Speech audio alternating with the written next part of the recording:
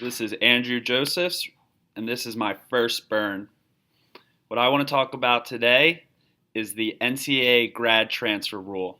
The rule started in 2006. It was a well meaning rule to reward players for their academic prowess. The rule states that if a player graduates with at least a bachelor's degree, meets other one time transfer exception, has 1 year of eligibility left, and their school doesn't offer what they want to major in when they get a master's degree, they can transfer to a school that does. Russell Wilson put this rule on the map when he transferred to Wisconsin from NC State and then went on to the NFL. After this, coaches increasingly turned their attentions to grad transfers. The problem with this rule is that the players are not actually using it to continue their education. The Chicago Tribune reported that only 32% of basketball players graduate and 24% of football players actually earn their master's degree. This is an absolute travesty to college sports. Northwestern coach Pat Fitzgerald was quoted as saying, "The intent of the rule is not the true practice of the rule, and he only accepts players who have full intention of earning their degree." The past 2 seasons, Oregon has relied on recruiting transfers as their QB. These players come to the school for only 1 year, play on the football team, don't even take classes the second semester, and of course, don't graduate. Trevor Knight, a recent Heisman finalist, transferred from Texas A&M to Oklahoma.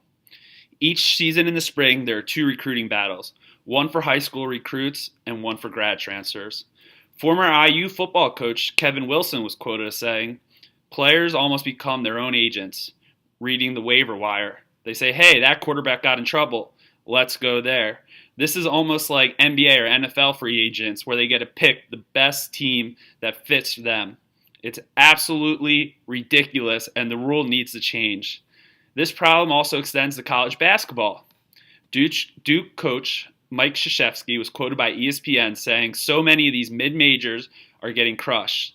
The fifth-year transfer is the one. I hate it what it does to our profession."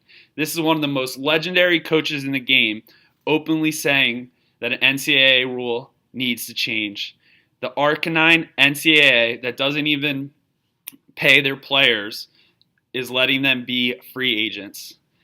A great example of what this does to programs is at Drexel. After the 2015 season, Drexel lost their top 2 players to grad transfers.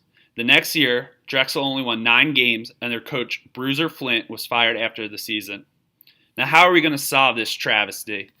To combat the problem, mid-majors are having their players take less classes. They are forcing their players to take only the minimum of 3 classes a semester and not taking summer classes. This prevents players from graduating early and not being able to transfer.